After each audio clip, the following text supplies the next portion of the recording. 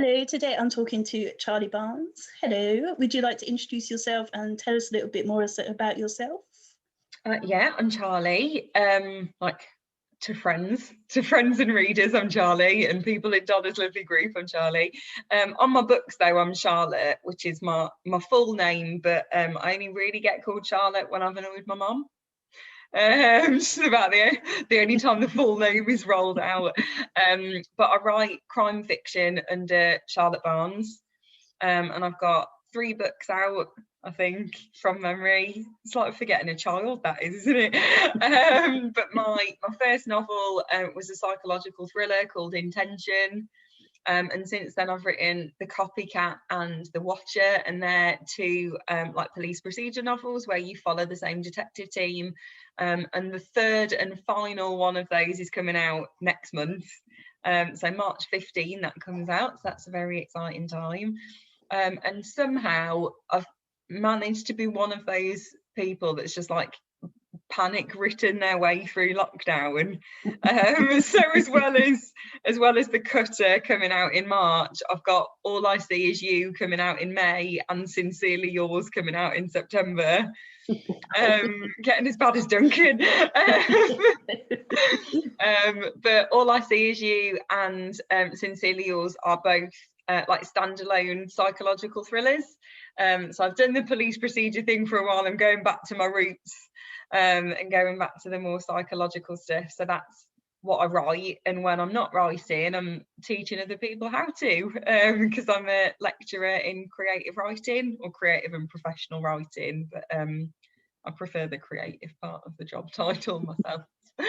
And that's me. I've got a dog. I drink too much tea. I like early mornings. Not so good on the nighttime front. One of those people that drops off at about 10 o'clock if no one's keeping an eye on me. And that's me in a nutshell. It's all the interesting stuff right up front. I'll get more out of you than that, don't worry. Yeah, you're like, there must be more than just that. Oh yes, I always get someone to reveal something that afterwards they're like, why did I say that? So yeah, to be fair, I feel like I do that most of the time I'm talking to my students. Something like that happens, so quite used to that sort of after effect. Good stuff. So did you always want to write? Yeah, I think I did. I had like a brief flirtation with forensic linguistics, which is like, yeah, like court manuscripts and kidnap letters and all of this really interesting stuff that like sounds really interesting, but in reality like also isn't a full-time job, because there's not actually that many kidnapping letters floating around that people need an expert forensic linguist for. And I remember talking to my mom about thinking of doing it as a master's program once I'd finished my first degree, and she like nodded along and listened to what I had to say and sort of let me have it. And then I said a few weeks later or a couple of months later, I'm going to do creative writing. I've decided to do creative writing MA instead. And that she got really excited over. And I said, you didn't seem all bothered when I said that I was going to do a master's previously. And she said, yeah, only because of the subject, just because I knew that you would always write. Yeah, I thought, like, when she said that, I thought, right, I've done it, I've made the right choice. If mum approves, I must have made the right decision. So yeah, I don't think I ever wanted to be anything else. Yeah, so maybe a lollipop lady for about 5 minutes when I was younger. So you must have been a big reader as a kid. Yeah, loved it. I fell in love with Nancy Drew. I don't know whether that dates me or not, but like Nancy Drew and like her associated mysteries. I think that's probably where like the crime scene, the crime fiction stuff was like properly seeded in. But yeah, I loved Nancy Drew. Loved Enid Blyton and all of the classics like that. And then I remember starting to read stuff like Spy Kids, or like Spy High and things like that when I got a little bit older. But yeah, just absolutely loved stories from a youngster.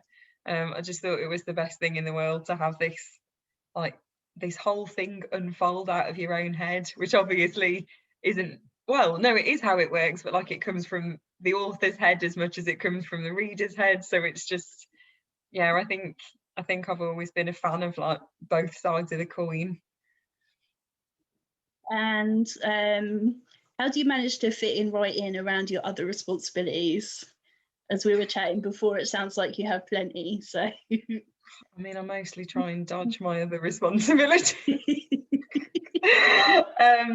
I have, like, especially over the last few months, I find that I'm writing more and more of a weekend, which isn't really something that I did before. I think previously I would use like my summer break to get my writing done, but I think because I've been writing more at weekends, I think that's probably where like the increased amount of publications for this year has come from, because even though I don't spend all day Saturday and Sunday writing, I do try and get like maybe a couple of thousand words down a day, on like a slow day, I suppose. And if it's a really good day, I might get like 5,000 words down, which doesn't happen a lot, and it usually knocks me on my backside. But I think it's allowed me to get into more of a rhythm with it. So once I like switch off from the day job, I go into like writer mode. It's like hibernation mode for the weekend. I go into writer mode for the weekend, and sometimes if I'm lucky, I have like a couple of days off, because I know we were talking like before we hopped on about like splitting my time between a couple of different universities, and I do technically have a day where I don't teach at all, although it seems to fall down the cracks somewhere. But I try and get a little bit of writing in on the days when I'm not teaching, or on any like stray afternoons that might appear as well. It's just a juggling act, isn't it, all the time? I imagine it is for every author in one way or another, that they're always like wedging it in around everything else that's going on. And do your students know that you write? Yeah, they ask me about it all the time. It's really lovely. Oh. Yeah, it's really lovely. I think because so many of them want to write fiction, I think it's nice for them to be able to ask questions of someone who's actually lived it. So, like, how did you find a publisher? And do you think you need an agent? And do you know all of the bits that come between those 2 points? But so they know, and they use it to their advantage, I would say. But like, that's absolutely the right thing for them to be doing. They should be using it to their advantage. So yeah, I have very supportive students, although I do get a little bit unnerved when they start reading something that I've written, because I think, oh God, if they think that it's rubbish, they're never going to take me seriously again.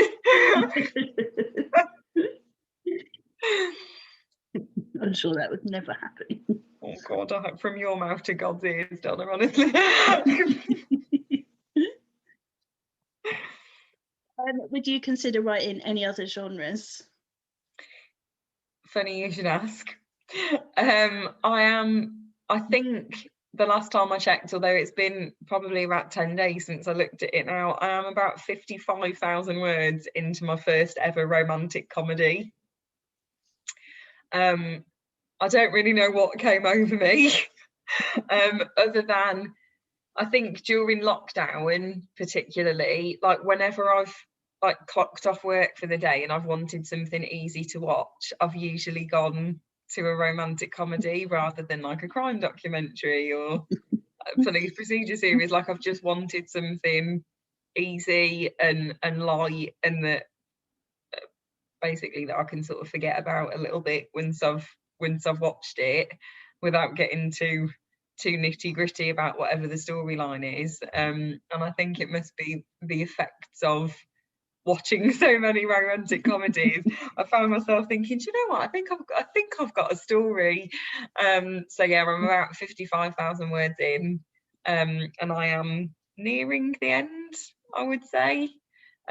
which is exciting. It's just a case of like see above, like making the time to actually sit down and spend some time with it. So yeah, so I'm flirting gently with a romantic comedy, but my next book idea, which I realise is also similar to a conversation we had about Duncan before we hopped on, my next big idea, but my next book idea is very much back to crime fiction. So you've got to stick to your roots sometimes, haven't you? Well, I don't think Duncan ever will. Oh, well, I think his roots are like all over the far-reaching roots. Yeah. Seems to work for him, so Yeah, what can you say? I mean, you can't knock him for it. Like, you know, the man knows what he's doing. So far you said you've written psychological fiction and police procedurals. Do you have any preference? The psychological stuff. Yeah, the psychological stuff. So Intention, which was my first book, has got a really unpleasant narrator. She's a female psychopath. Like, there's no bones about it. Like, that's exactly what I wrote her to be. And quite naturally, that means that she's not the most approachable of people. But she is a psychopath who grew up in a violent setting. So she is quite attracted towards violence, and she doesn't have a filter for like other people. Well, I was going to say other people's emotions. She doesn't really have a filter for emotions because she doesn't tend to experience them. She doesn't tend to understand them. And when I got away from that, I really enjoyed getting away from it, and I had a great time with the police procedure stuff. And I love my characters across like the D.I. Watton series. That, if I do say so myself, they're a good bunch. And I did really enjoy working with them. But like the psychological stuff, I mostly write from first person perspective, and it's just a completely different experience. I think it comes from like a very different part of your brain, or a very different part of my brain at least. And I feel like with psychological stuff, it's easier for me to go darker, which, as my publisher once told me, is what I'm good at. Which I suppose is a very nice thing to hear from your publisher if you're a crime writer. Yeah, so the psychological stuff, I think, is, I wouldn't rule out doing like the detective team style of writing again. I think I would probably give it another run in the future, but I'm definitely sticking with like the psychological unreliable narrators. Who can I trust in this scenario sort of story instead. It's my strong suit, I think. And do you have any absolutely no-go areas that you'll ever write about? Kids. Yeah, stuff that involves kids. I struggle a lot. I struggle a lot reading things about sexual assault, and just literally anything that involves children. And because of how much I struggle reading about those things, I just don't think I could ever sit down and write it. And like for Intention in particular, like that book has got some really dark stuff in it. And even though, like, when I think back over it now, I'm like, Jesus H Christ, how did I write that? I know that like I did, and realistically I probably could again, much to my mother's dismay. But I could again, like if the character called for it, or if the plot called for it. But yeah, sexual assault, I suppose, as well, and stuff to do with kids are just things that I don't think that I could comfortably write in a way that I would feel like I'd done justice to it as well, from all angles, really, like making sure it was well written, but also making sure it was like done respectfully. done in a way that people could, I guess, like could see what was coming. So if they then didn't want to read it, they could like skip ahead a chapter and know that they were going to get the gist of things again, or anything like that. So I think they're probably areas that I just won't mess about with, just because it makes me uncomfortable as a reader, and I think that like naturally means I just wouldn't be a very good writer for it. Yeah, that's fair enough. Yeah, certain areas are just too much, aren't they? Yeah, definitely. Although weirdly, I think because I don't have children, then the children thing doesn't bother me yet as much as people that have kids, I think, because I guess they can picture their kids in their situations. Yeah, one of my closest friends said that she's got a little boy who is 5, 6, there or thereabouts, and she is a really big reader, and she actually commented once just how like her reading selection completely changed when she had a lad.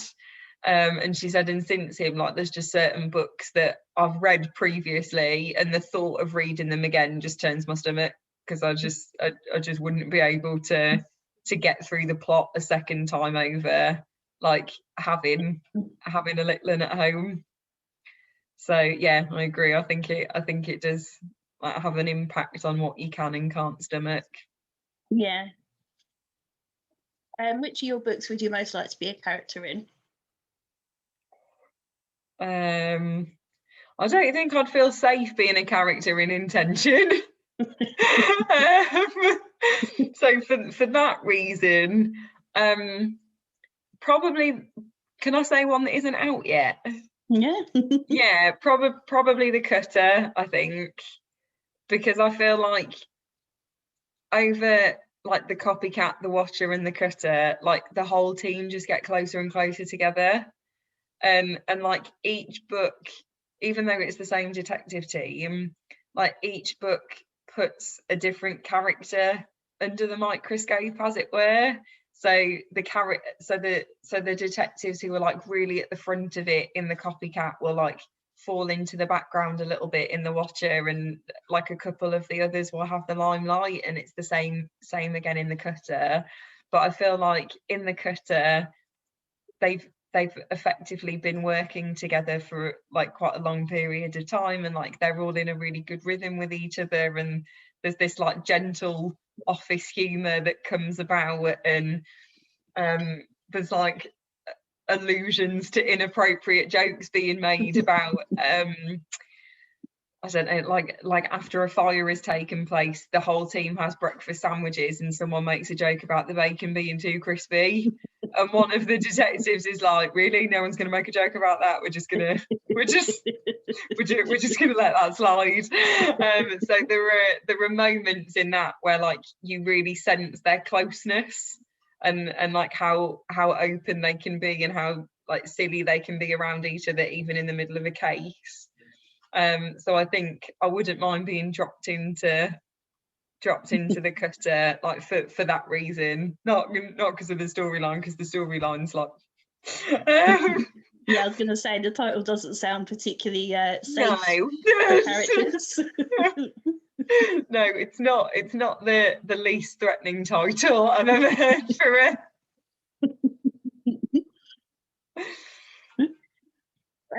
How do you choose your character names?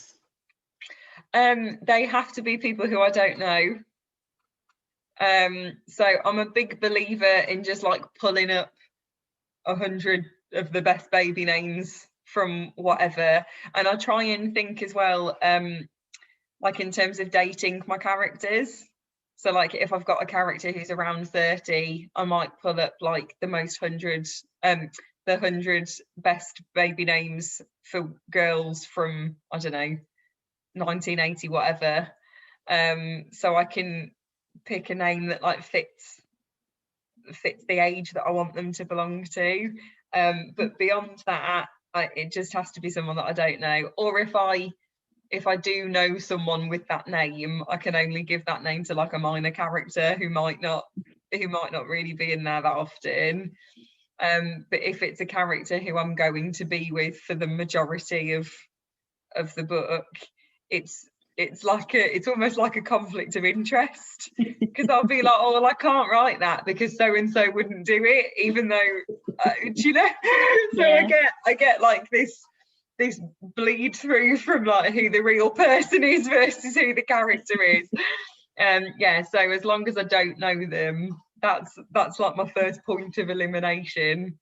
But for the romantic comedy that I'm working on at the minute, I really wanted all of the female characters to have like quite dated names, because I feel like they're coming back into fashion more often than not. So like the main character in that is called Edie, but that's actually short for Edith. And there's a Betty, but that's actually short for Beatrice. So yeah, I've tried to sample from older names that I think can be shortened into something a little bit younger. But that was like quite a deliberate choice, I think, because of like the age group of the characters and like how they spend their lives and like the general sort of like feel good vibes that they put out. So yeah, I think that's probably the most strategic I've been with character names. She says, trying to think if that's the truth or not. I'm pretty sure that's the truth. It sounds good, so we'll go with that. It sounds yeah, like a reason. Convincing. Yeah. Yeah. But what's the most interesting thing you found out when doing research for your books? Oh God, there's a question. I've been bowled over by the different poisons that are available. That's been quite surprising throughout research, consistently throughout research. I remember reading about one poison that can't be used for prolonged periods of time if you are using it to try and like, you know, the M word. If you are trying to use it to dispose of someone, let's say, it's not very good for prolonged periods of time because it will make someone's skin start glowing in the dark. Yeah, so I'm like, wow, that's a bit of a giveaway. So I remember being fascinated by that this was when I was researching intention. I was basically looking for different ways for the woman to get rid of, you know, yeah, you can probably guess the end of that sentence. Yeah.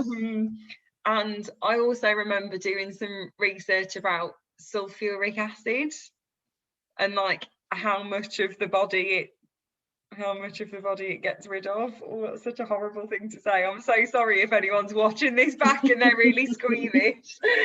So yeah, I think like wild and inventive ways that people have got rid of bodies, but like in real life murder cases, is probably some of the most terrifying research that I've done, but also the most interesting in like a very morbid sort of way. Yeah, well, I mean, I'm studying forensics, so you know, to me, that's fine. Yeah, you're fine. It's fascinating, and yeah. And my unit, one of my units at the minute is drugs and toxicology. So yeah, poisons nice. And yeah, even just drugs actually are pretty insane, and yeah. Very interesting. Although too much chemistry. So. Yeah, I'm not so good with the science side of stuff. I prefer to be creative with my toxicology usage. Yeah, me too, but there we go, too late. I'm stuck now. Like I'm too far down the beaten track at this point. Yeah, absolutely. What was I thinking? What's the funniest typo you've ever written? Oh my God, I've got well, it's kind of an accidental typo. So in one of my books, I had a character whose name was changing from Peter to Stephen, and he was a really minor character. He was a suspect for something, but I'm not going to say anymore. He was a suspect for something. I won't give it away in case anyone like picks up the book and then thinks, oh wait, she's told me what happens to this guy. So he was quite a minor character, and I think his name was flagged up because I'd got lots of P names, maybe. And the editor said, you're using quite a lot of P names, and even though it's a minor character, like, it might be worth giving him a different name. So I opted for Stephen because I hadn't got a lot of S's in like the character list. A very technical way of choosing your character names, because I hadn't got a lot of S's in the book. And I did like a find and replace thing, and replaced all of the Peter with Stephen, not realizing that every time I'd put ... so and so petered out as a dialogue tag, Word was going to go ahead and make it ... so and so Stephened out every time. Yeah, every time throughout the whole manuscript. So I then had to search for Stephened and like manually swap all of them over to Peter, because after that I was too scared to do a find and replace on anything, because I did think, you could just do like a find and replace and replace all of the Stephens with Peter, but I think I'd just put the wind up myself by that point. And I thought, what, it's best just to do this on a 1-by-1 basis, and then at least that you've got everything covered. Yeah, so I feel like that's probably my funniest accidental typo situation. Could have made up a whole new thing of whatever Stephen is. It could be a whole new behaviour or something. Yeah, I could have coined it for something. I did think of leaving just one to see if anyone picked up on it, but I wouldn't have been able to forgive myself. Well, you never know, you may have missed one. Yeah, maybe. Yeah, maybe a reader, like someday in the distant future, will be like, what's Stephened mean?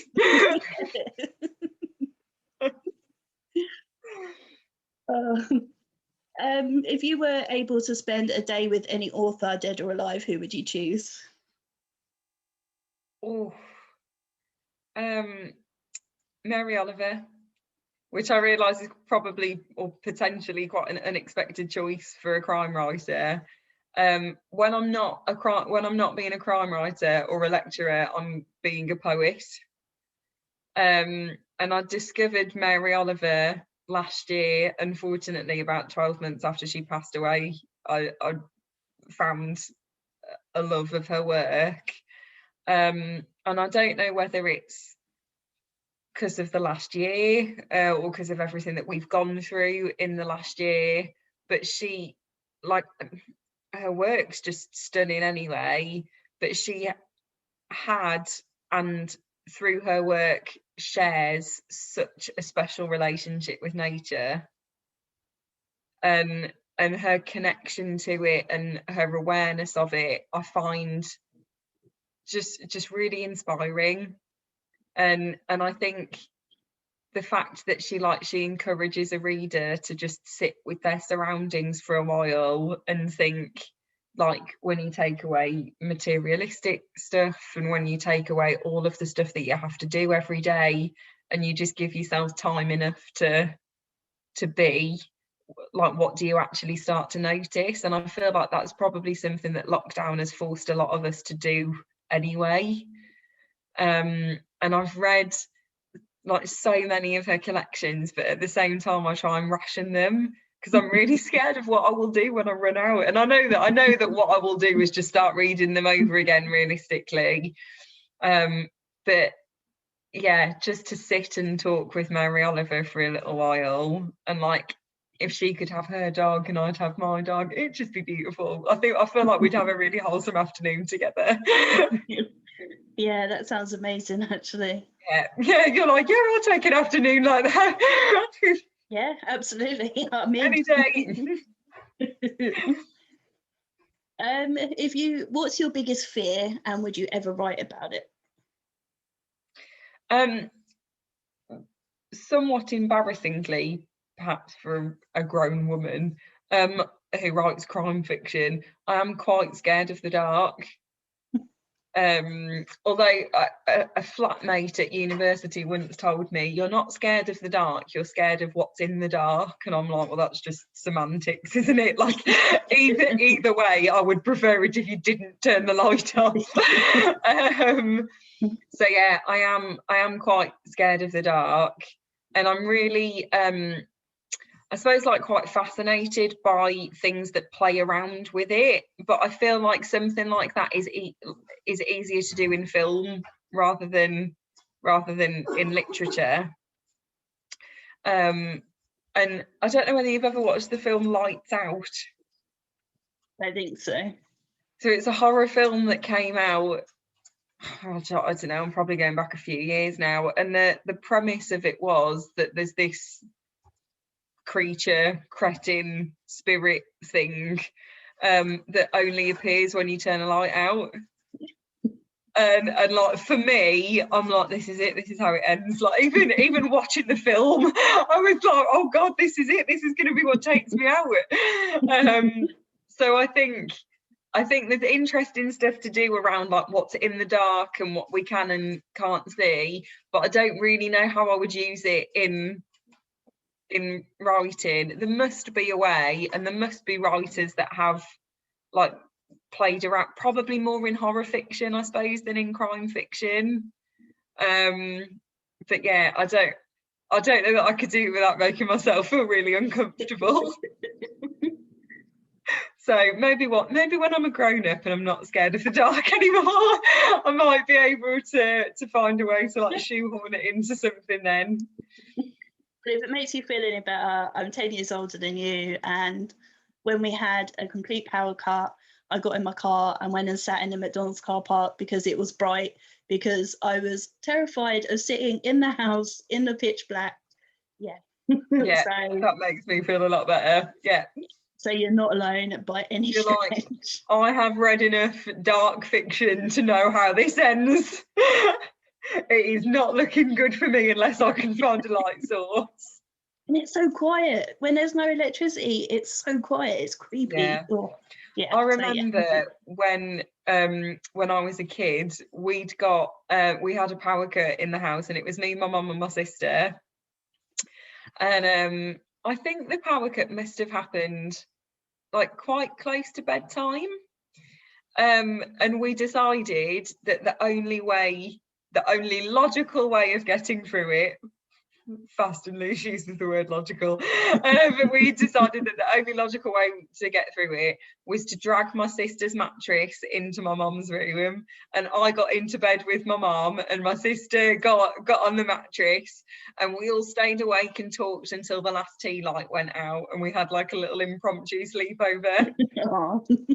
Yeah, that's the most bearable blackout I think I've ever had, and that was quite a wholesome experience. Yeah, I did enjoy that one, just the one. Yeah. Luckily we don't get many down here, so no, relatively safe. Yeah. Do you have lots of author friends? Yes. More author friends than non-author friends. Which I like. I feel really lucky.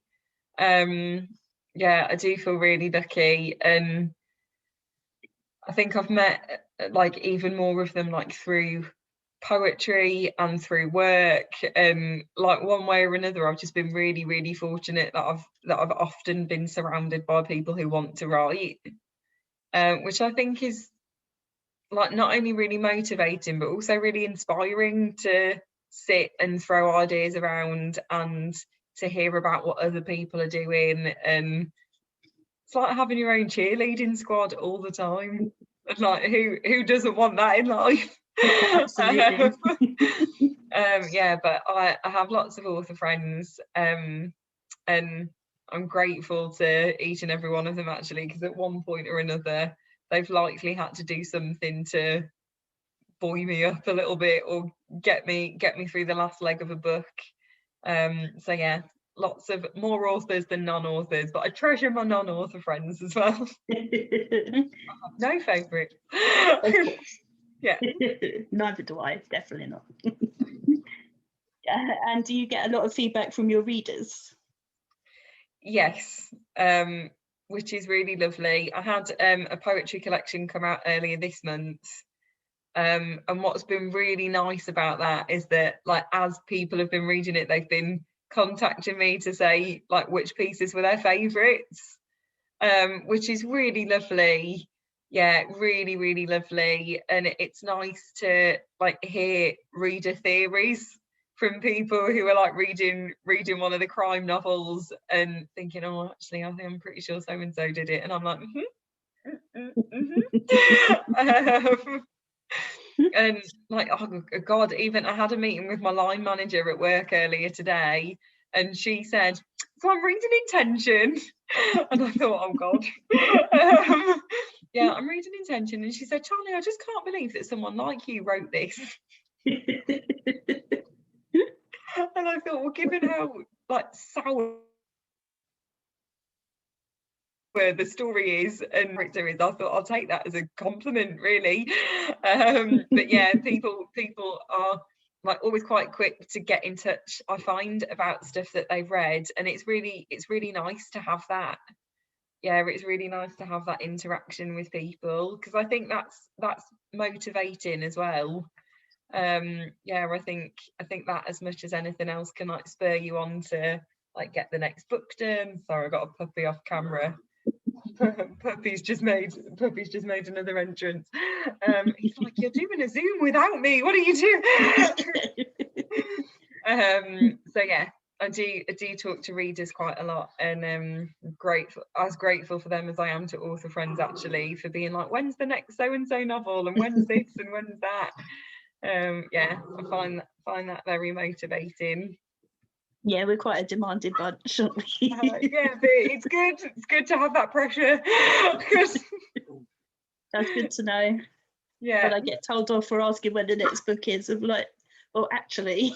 Yeah. Yeah, I'm like, I need deadlines imposed, really, if you expect me to get anything done these days. And what's been your favourite moment as being an author so far? Oh, right, noisy. Sorry, Benji's obviously got some thoughts on this question. When Bloodhound picked up Intention, yeah, when Bloodhound picked up Intention, it just come here, young man, let's just get you on camera and see if that calms you down a bit. When Bloodhound picked up Intention, everything happened really quickly. Yeah, really quickly, and they got in touch. I sent them a sample, and they got in touch for the rest of the manuscript and said, can you let us know if anyone else is interested, or if anyone else has currently got it. And someone, I think another 2 people, had got the full manuscript at that point. So I said to Bloodhound, and I'd had one offer from somewhere else. Back down. I'd had one offer from somewhere else that I'd just sort of left on the table. And because it was my first novel, the people who had already made an offer were, like, super understanding about me, like, having a bit of commitment phobia, about signing a contract. So it was under offer at one place and had another 2 places looking at the full script. So I told Bloodhound that. They said, we'll get back to you, we'll read it and we'll get back to you as soon as we can. And the next day they made an offer on it. And it was just, oh, I don't know, it was just everything. Yeah, it was just everything. And, like, I get that feeling every time. Every single time they accept a manuscript, because all of my novels, all of my fiction is with Bloodhound, and every time they accept something, it just fills my heart to bursting. But that first one, like, I'll carry that. I think because of the amount of rejections up to it as well. And intention was actually the creative writing part of my doctorate degree, because for a creative writing degree you have to write a novel, or like for a creative writing PhD you have to write a novel. So I think I'd spent 3 years working on it, and then like a chunk of time sending it out, publisher after publisher and agent after agent. And yeah, I think to get to the end of that with like a good publisher who obviously like valued the work, and they were also really patient with me about like my commitment phobia for signing a contract. So yeah, that moment, I will carry that moment. Like if I could pop it in a locket and keep it for safekeeping. Yeah. What's your most embarrassing story? About from being an author? Just from your life in general. Oh God. From my life, I'm probably sport for choice.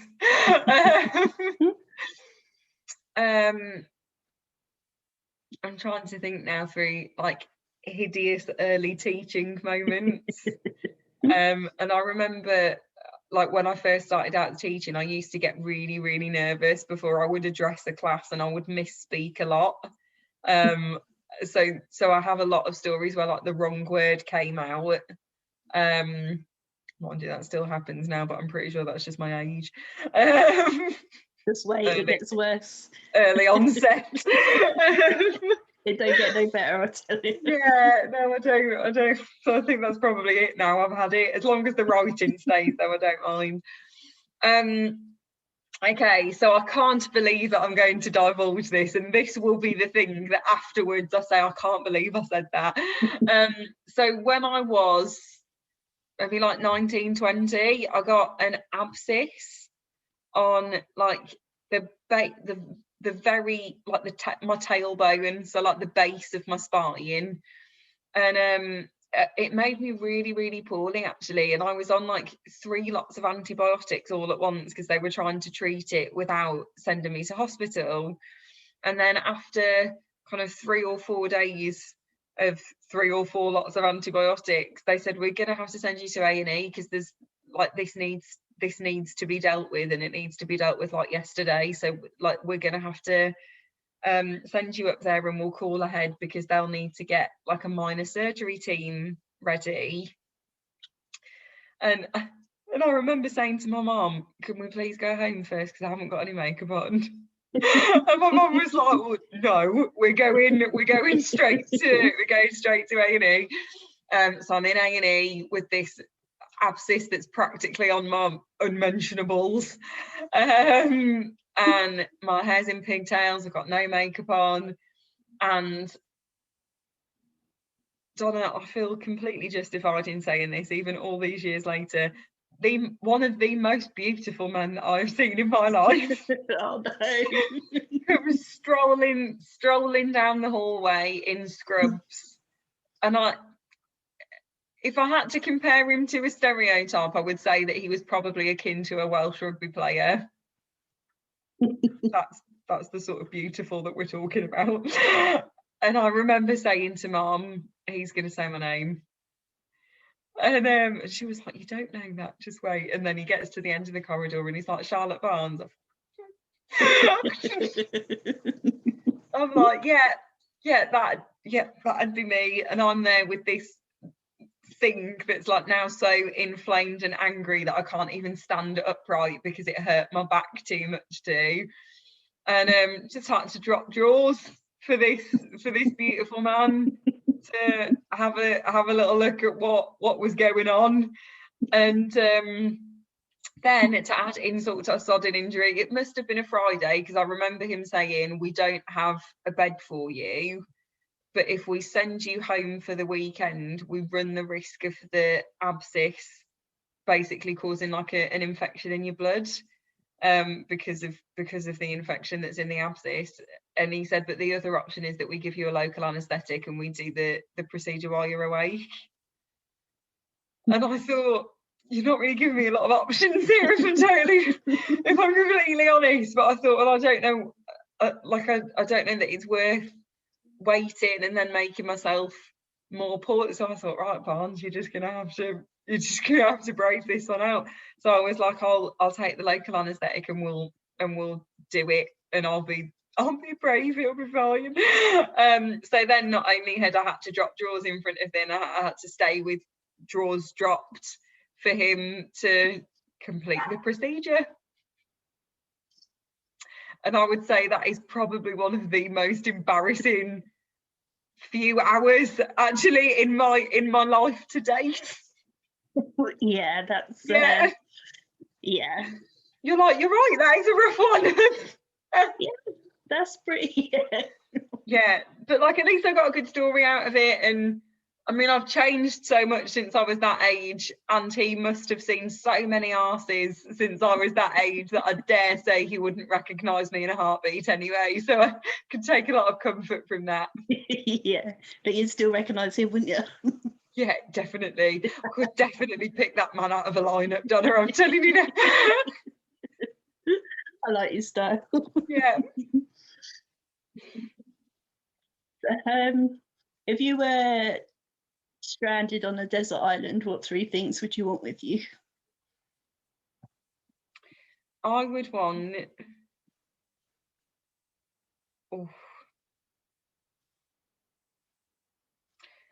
a notebook, a good pen. Like there's something to a good pen. So a notebook, a good pen, and a copy of Brief Interviews with Hideous Men by David Foster Wallace, which is one of my favourite books. And I don't know that I could like go for a prolonged period of time without having that book close. But at the same time, I feel like if I was stranded on a desert island, I would also probably have a lot of thoughts that I would need to try and get down somewhere. So the notebook and the pen are essentials. Yeah, absolutely. Yeah, top 3 things. One guy said a luxury hotel, which I thought was a really cool answer. I mean, yeah, some thoughts got into that. That man is obviously a lot more ahead of the curve than I am, because I'm like, as long as I can read and write, I'm fine. Never mind like nourishment, like shelter. No. And it had to have a sofa.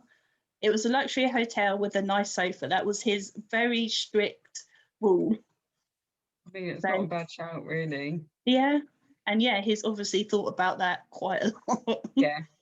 Yeah, that man's put a lot of thought into his desert island plan. Yeah, that's good. I was like, yeah, I like your thinking. I could totally go with that. Yeah, I like his style. He obviously knows what he's about. Yeah.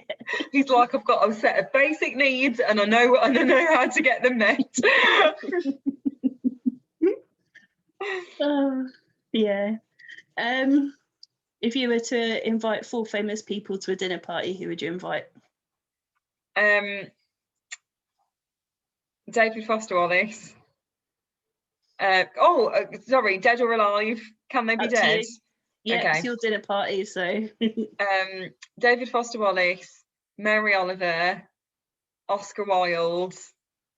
Who else? Val McDermid. Be Still My Heart. Yeah, those 4. They would be my 4. Sounds like an interesting party. Yeah, I've got quite a mix. I don't really know what a lot of us are going to talk about, but I'm sure we'll find something. Yeah, you'd manage. It would be fun. Yeah, we'd get along fine. We'd find some common ground. What would the people closest to you say your worst habit is? Working too hard. Yeah, working too hard. I am Charley, and I'm a workaholic, and it's who I am, and I've come to accept that. But I have fibromyalgia, which is like stress triggered, and which is like quite linked to fatigue. So sometimes I can work until I have like enforced rest, which people tell me isn't the same as deciding to rest. It's like, if you work so hard that you can't think, that doesn't count as resting. So yeah, I think the people closest to me would probably say either working too hard or being too hard on myself. One of the two. Probably a bit of both in equal measure. And if you're not working and you're not writing, what do you enjoy doing? So since getting Benji, who's my 8 months old pain in the rear, since getting Benji, I've taken like a different perspective of being outside. Again, I suppose this is something that lockdown has helped with. But there is so much of the world that Benji is seeing for the first time. And because he's seeing it for the first time, he's like very cautious, but very vocal about how cautious he is. So like, we will stop and growl at road signs or headstones, or like yesterday he was growling at the wind because the wind, like, because we've got really, really strong winds here at the minute, and it, like, as a result of that, there were plants in the garden that looked to be moving independently. And they obviously weren't. And we've got, like, in our living room, we've got a bay window that Benji really likes sitting in, as you do. So whenever I'm taking like a screen break from work, we will go and sit in the window, or like he'll sit in the window and I'll stand with him. And yesterday, an empty compost bag blew into our front garden. Donna, he was like a dog possessed, honestly.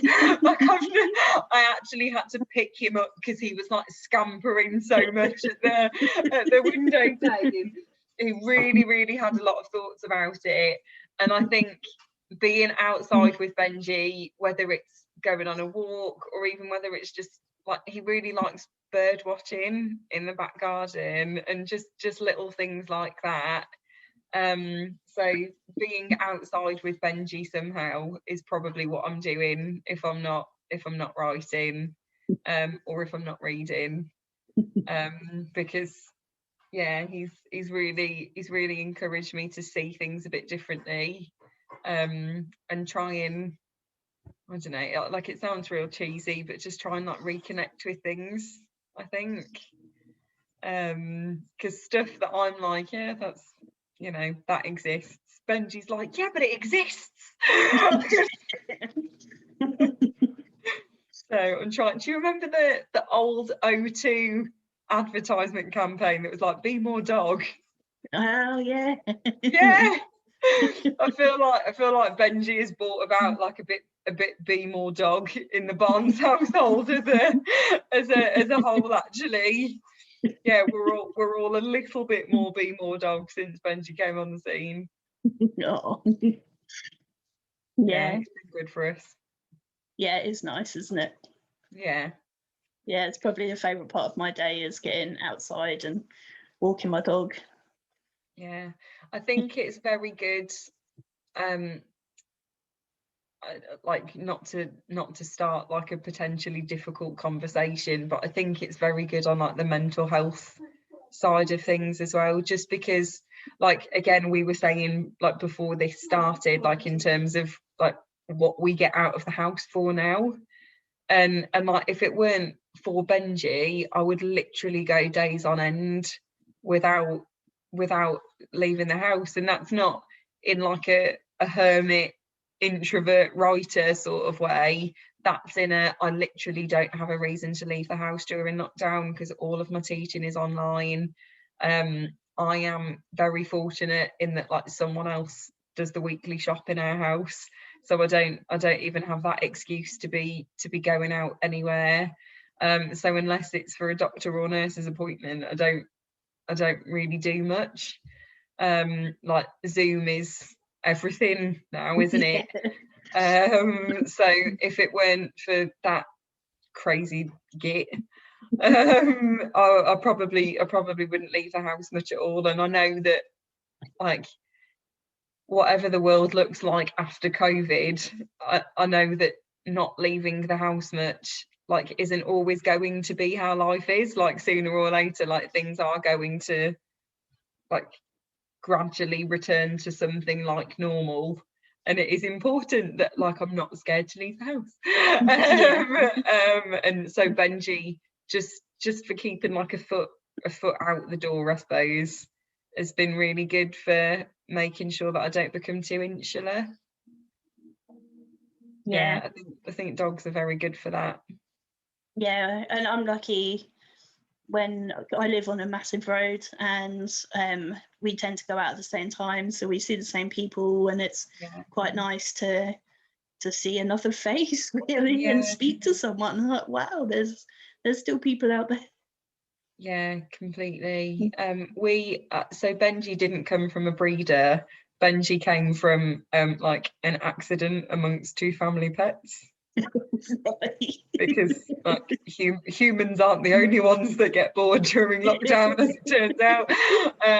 And there is a family the next road down from us, as luck would have it, who we didn't know them. Like I answered an advert for like one multi-poo puppy that was for sale in Worcester, and I was really suspicious about why it was just the one. And anyway, it turned out it's two family pets, both of whom were due to be neutered at the start of last year, and then we went into lockdown. So their appointments were cancelled, and by the time vets were able to do the surgery again, it was too late. And like different members of the family had kind of like shotgunned a puppy each, so they ended up keeping two out of the litter, and they were only getting rid of one, which was Benji. But what's really nice is that, like, I know, poor bugger, as soon as I heard that, I was like, shut up and take my money, we'll have him. But because we're only like one road down, like sometimes we'll be out for a walk and we like bump into Benji's family. And like stuff like that is nice. And like even though we might not know the dog walkers in the area or other dog walkers, like you say, like you see the same faces and the dogs see the same faces, and it's good for Benji to understand that there are bigger dogs than him, which is a hard learned lesson so far, but he's getting there. He saw a girl husky for the first time probably about 6 weeks ago, and honestly he looked at her like he'd fallen in love. Yeah, he just froze and his little tail was up, and I was like, buddy, we need to keep moving because you're just staring and it's weird. Yeah, white, beautiful white with just like very, very light grey on her coat that was coming through. I think she was also quite young, and Benji was just like, yeah, Mum, but look at how beautiful she is. I'm like, yeah, I know, let's keep moving though, yeah, because it's cold. Not all of us have got your coat. You can look at the pretty girl the next time we walk this way. It's like a typical boy of his age. This makes me laugh because he's a little Yorkshire Terrier and he's got no eyes, but he's got the typical little dog syndrome of I will take on the world, but he can't see. So if dogs come past, I know. It's funny, if little dogs come past, doesn't do anything, just keeps walking. If big dogs come past, he starts barking, but they're half a mile down the road because he's caught their scent so long after every time it makes us laugh, bless him, but he's like barking and you're like, seriously, half a mile down the road, what are you doing? A for effort. So funny. Oh, bless him. Yeah, it is very funny. Dogs are just the best, honestly. We're not worthy. No, absolutely. And the guy that we saw earlier is one of the guys that we see, and he's got two little sausage dogs. And he stopped for like a second to say hi to us. And one of the dogs literally just laid down in the road. Just was like, nah, I'm just going to sit here for a minute because you're chatting. Well, like if you're going to go ahead and talk, I'm going to take a load off. It's the middle of a road. It is like, And he couldn't get her up again. She was like, nope, I'm staying in. Yeah, it was funny. Oh, bless. Yeah, dogs are just the best, honestly. I feel like dogs have got people through lockdown. Oh, yes. Yeah. Yeah, big time. Yeah, they really have.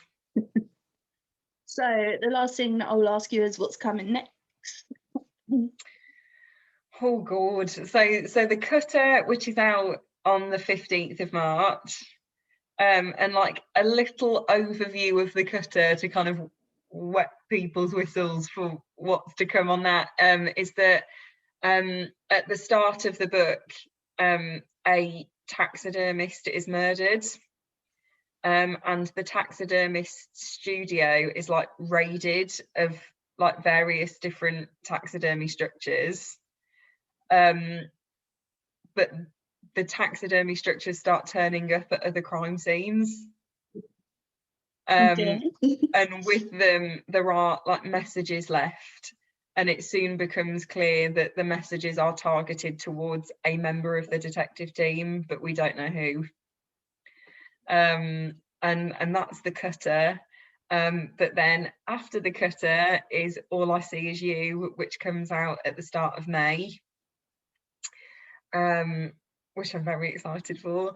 And All I See Is You is a first person perspective of someone who, oh God, it's such a tricky book to try and explain without giving anything away, because there's so like, it's probably the most intricate story that I've written, I would say. But it is narrated by someone who is experiencing severe memory lapses, partial memory recall, but in the present timeline where they are narrating, they are also absolutely doing some things that they shouldn't be. And they sort of kind of know that they're doing things they shouldn't be, but have also managed to like normalize it to themselves a little bit, because they're not doing any harm. But the more that they remember from other parts of from like other timelines or like a previous timeline, the more it becomes apparent that like maybe this is heading in a direction that it shouldn't be heading in. It's just that they can't remember the worst of the stuff that they've done. And the strap line for the book is like, if you can't remember doing something bad, does that mean that you're good? Yeah. And the narrator is very like, well, I can't remember doing it, so like, did I really do it? And you're like, well, yes, you crazy person, yes, you did do it. Just because I don't remember eating the chocolate bar doesn't mean that I didn't consume those calories. Like, I definitely still do. But yeah, so that's what to expect from All I See Is You, which is May. And then Sincerely Yours, which comes out in September, is a story about a young woman who sees her mom murdered.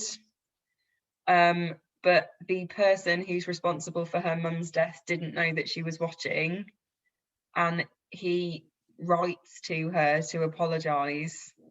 But after having written to her once, he then develops like a bit of an unhealthy fascination with her, not in a violent way, but because she's the only person who really knows him. Or like, she's the only person that he's ever been able to be honest with, because she doesn't know him, I suppose. So Sincerely Yours is like the serial killer's career span, for want of a better way of phrasing it, like punctuated with the letters that he's written to like our main character.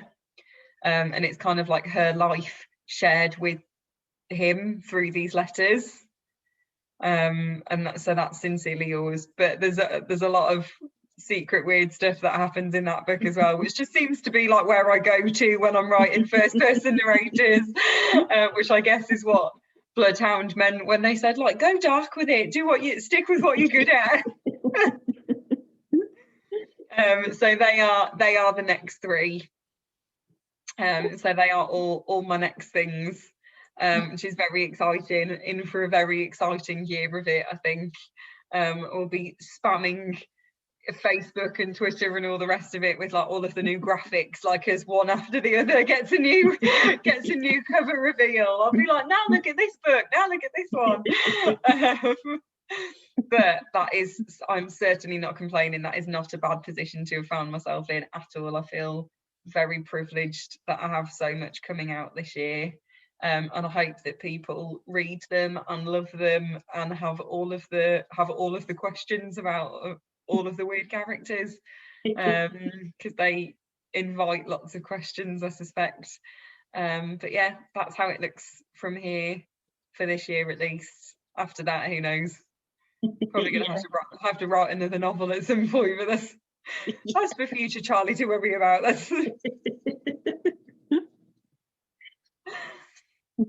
Well, I don't have any more questions for you, unless there's anything you think I haven't asked that you would like to tell us. I mean, I've talked about my books, I've talked about my dog, I've told you one of the most embarrassing stories of my life. I feel like that's probably it for one interview. Unless I think of anything more embarrassing than the abscess near the arse story. But I mean, even by my standards, I think that's probably me maxed out for one evening. But thank you so much for having me. It's been so lovely just to chat.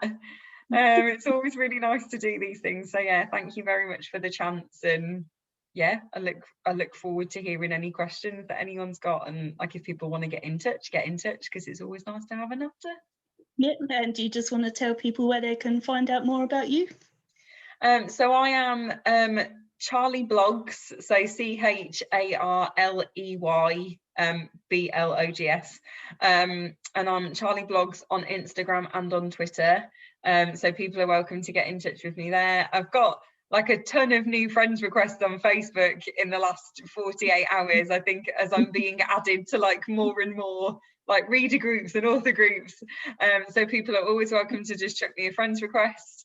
I do have a writer page on Facebook, which is Charley Barnes Writer, and my website is charleybarneswriter.com, I think. Don't update it anywhere near as often as I should. But they're all my social media bits and pieces. My Instagram is actually like less about writing and more about books. I post like a lot of book reviews to my Instagram account, so if people are looking for pretty pictures of books, that's probably the best. And occasionally pretty pictures of Benji, just to spice things up a bit. That's probably the best bet for getting in touch with me. But yeah, people can access a whole host of social media platforms these days, and I'm usually loitering in the corner of one of them. So yeah, quite easy to track down. Awesome. Well, thank you very much. So yeah, thank you very much for having me. It's been lovely.